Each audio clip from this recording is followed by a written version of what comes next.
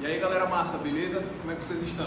Espero que bem, mas eu tenho certeza que além de bem, vocês estão belíssimos hoje, muito mais do que os outros dias, e a beleza de vocês parece crescer assim, ó, exponencialmente. Nos observando desta maneira parece uma verdadeira dízima periódica de tanta beleza. Pessoal, a aula de hoje é de sociologia marxista, né? Ou de marxismo, ou aula de Karl Marx, enfim, não se prenda a essas terminologias, até porque aqui é uma aula para o Enem, tá bom? Para começar a entender um pouco sobre o pensamento marxista, a gente precisa contextualizar. Como a gente precisa levar em consideração que todo homem que pensa, ele pensa de um tempo histórico, ele pensa de um espaço geográfico. Tá? E Karl Marx é um homem da Europa do século XIX. A Europa do século XIX, eu costumo dizer que a importância do século XIX é porque vem depois do XVIII. A galera gosta de tirar onda, eu já falei isso em período aurífero, mas o século XIX ele é marcado pelo processo de expansão de várias coisas que surgem no século XVIII. A gente já entende que o século XVIII é um século que traz a Revolução Industrial, é um século que traz o movimento iluminista, é um século que traz a Revolução Francesa, é um século que traz a independência dos Estados Unidos. A gente tem aquela ideia de separação de Estado e governo, né, de liberdade individual, de propriedade privada. Todas essas ideias advindas do movimento iluminista, a tripartição dos poderes.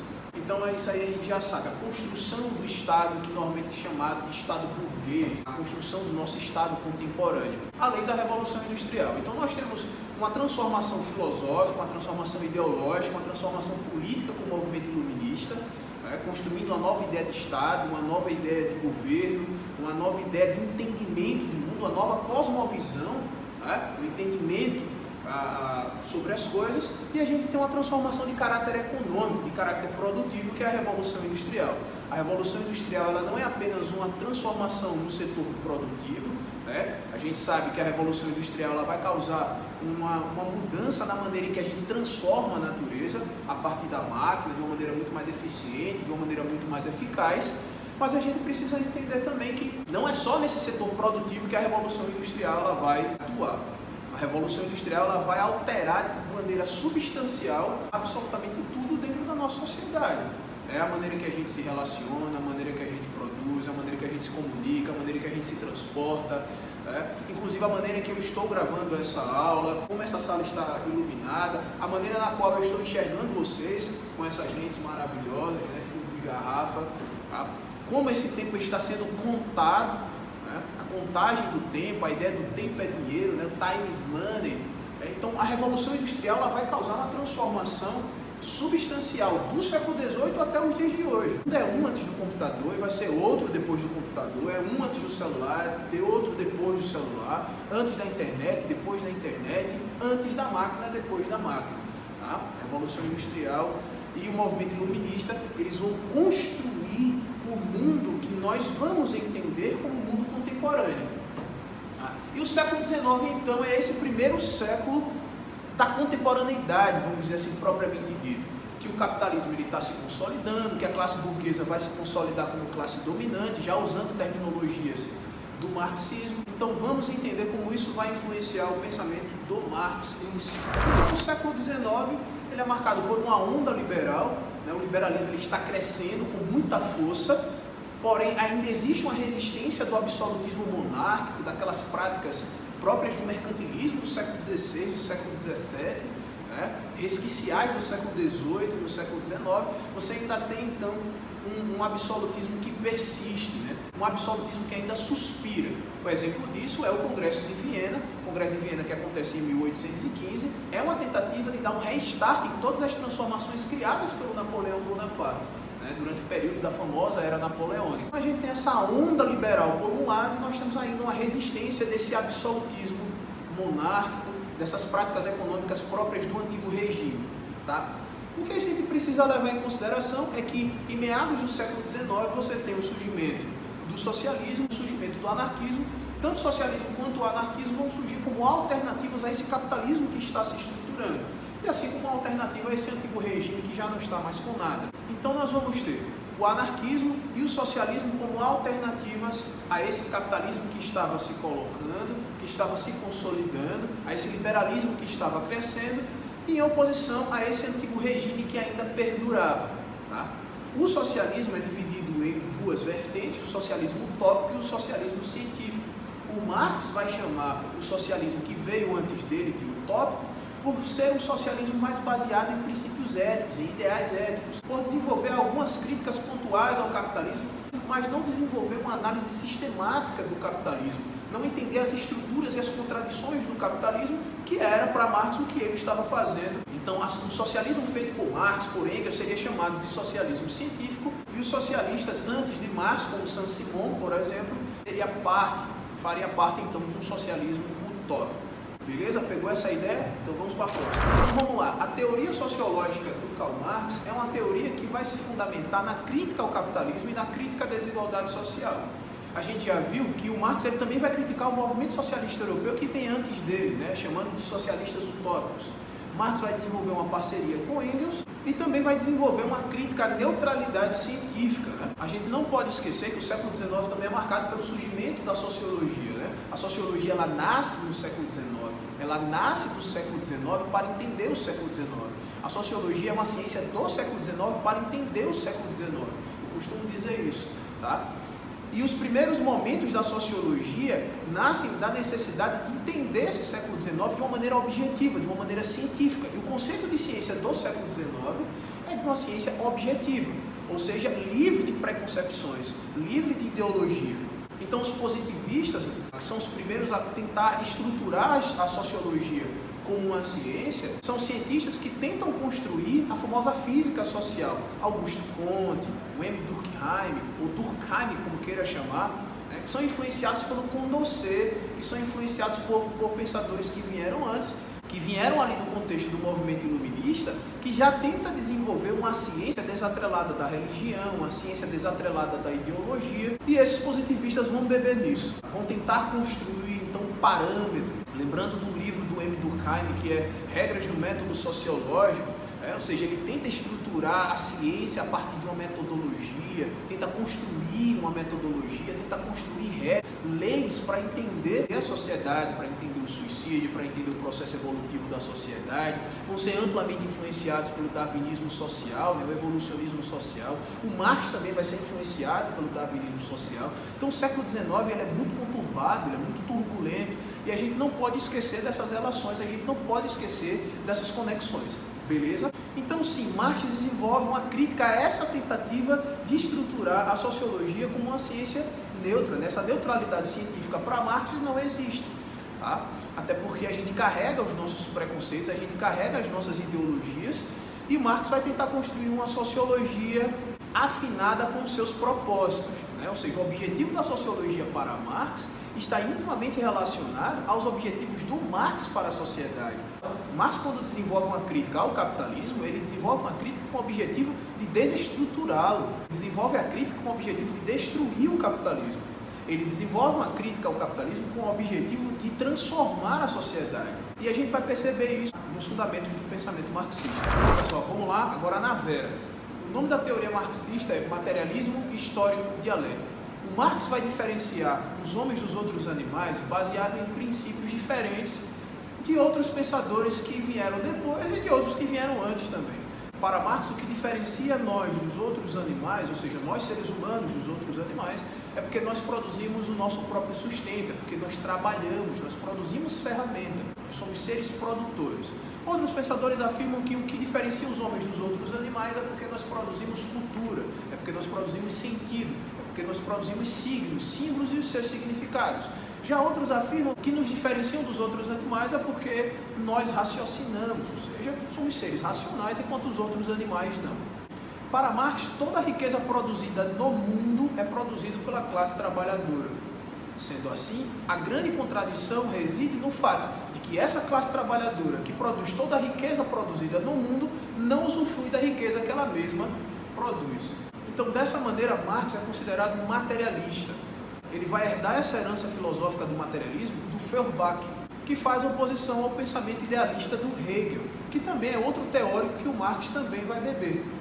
Para Hegel, o sujeito é Deus e o objeto é o homem. Para Marx é o contrário, né? Marx desenvolve uma interpretação diferente e critica essa teoria do Hegel, afirmando que o homem é um sujeito e o objeto é a realidade. Sendo assim, o idealismo de Hegel ele tem uma relação muito íntima com a religião, sendo a própria história uma materialização das vontades de Deus.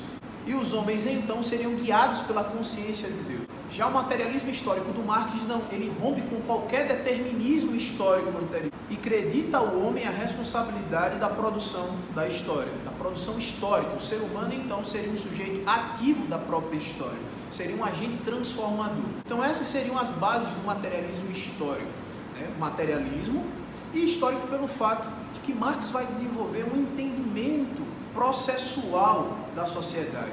Ele vai compreender que a sociedade que existia no século XIX, ela é fruto de um longo processo de transformação, um longo processo de transposição de modos de produção. E é exatamente aí que eu queria chegar, tá? No conceito de modo de produção, conceito caríssimo de modo de produção. Materialismo histórico, então vamos entender agora como é que se estrutura esse pensamento do modo de produção, como se estrutura essa ideia do modo de produção, para que aí você possa entender por que dialético.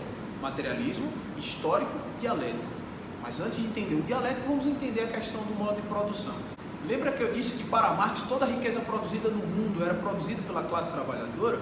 Mas de onde viria toda essa riqueza? Para Marx, toda a riqueza advém ou da terra ou da fábrica. Para Marx, terra e fábrica seriam os meios de produção, são os meios no qual a sociedade busca o seu sustento. Terra e fábrica, os meios de produção. Porém, terra e fábrica não produzem sistematicamente nada sozinhos, precisando então dos braços e das pernas do trabalhador. Dessa maneira, terra e fábrica, os meios de produção, só produzem algo sistematicamente com a força de trabalho. Logo, os meios de produção, terra e fábrica, mais a força de trabalho, seriam as forças produtivas, são as forças na qual uma sociedade produz o seu sustento. As forças produtivas, então, seriam as forças que produzem dentro de uma sociedade, tá? Terra e fábrica, os meios de produção, mais o trabalho. Esse aqui é o caro conceito de modo de produção. Só que Marx vai afirmar que ao longo da história houveram vários modos de produção. E o que é que diferencia um modo de produção do outro? Para Marx, o que vai diferenciar um modo de produção do outro são as relações produtivas, são as relações que estão no âmago, no interior das forças produtivas, ou seja, as relações entre a classe dominante e a classe dominada, entre os meios de produção e a força de trabalho. As relações entre aqueles que detêm os meios de produção, classe dominante, e aqueles que detêm apenas a força de trabalho, a classe dominada. Então tem uma frase muito conhecida que é atribuída a Marx, que é: o motor da história é a luta de classes. E é aí onde você precisa entender o processo da dialética. Bebendo na dialética de Hegel, na ideia de tese, antítese e síntese, daquilo que é em contradição com aquilo que não é, que faz surgir um novo ser, certo? O ser, não ser e o vir a ser. Marx então vai traduzir esse pensamento dialético do Hegel para esse conceito de modo de produção que eu acabei de te explicar. Para Marx, todo modo de produção tem uma classe dominante e uma classe dominada. É do choque do ser, que seria a classe dominante, com o não ser, a classe dominada, que surgiria então um novo ser, um vir a ser. A tese, a classe dominante, a antítese, a classe dominada, e a síntese então que seria um novo modo de produção.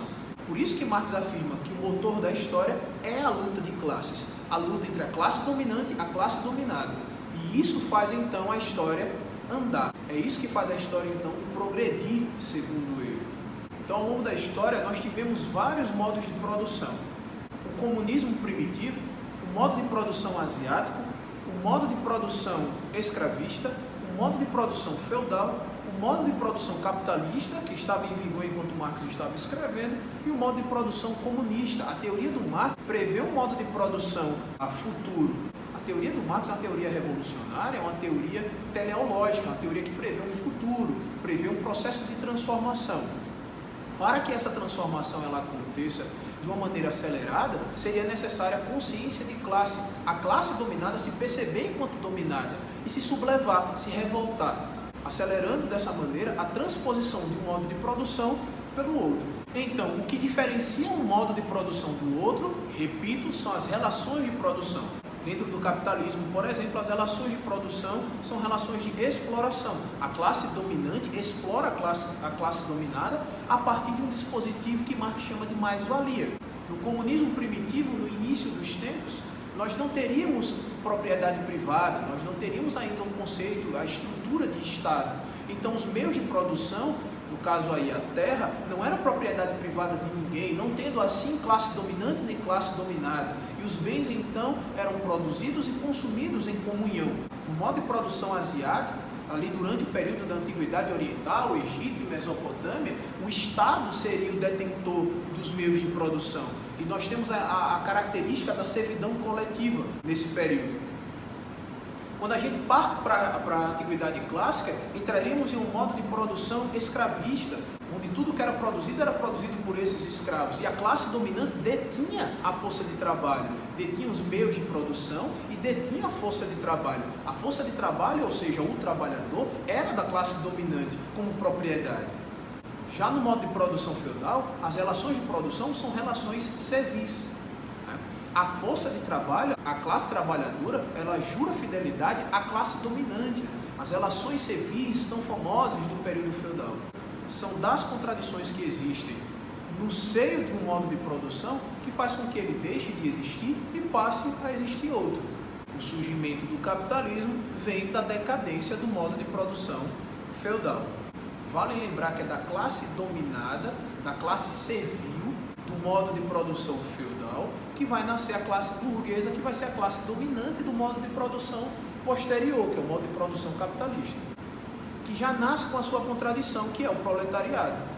E daí vem a famosa frase do Marx, de que o capitalismo já nasce com o seu coveiro, porque o modo de produção capitalista, como qualquer outro modo de produção, quando ele nasce, ele é uma síntese, ele passa a ser então uma tese, porque com o surgimento do capitalismo, com o surgimento da classe dominante, que é a classe burguesa, já nasce a classe dominada, que é a sua contradição, que é o seu não ser, que é a sua antítese. É dessa contradição que vai nascer um novo modo de produção, que para Marx seria o modo de produção comunista.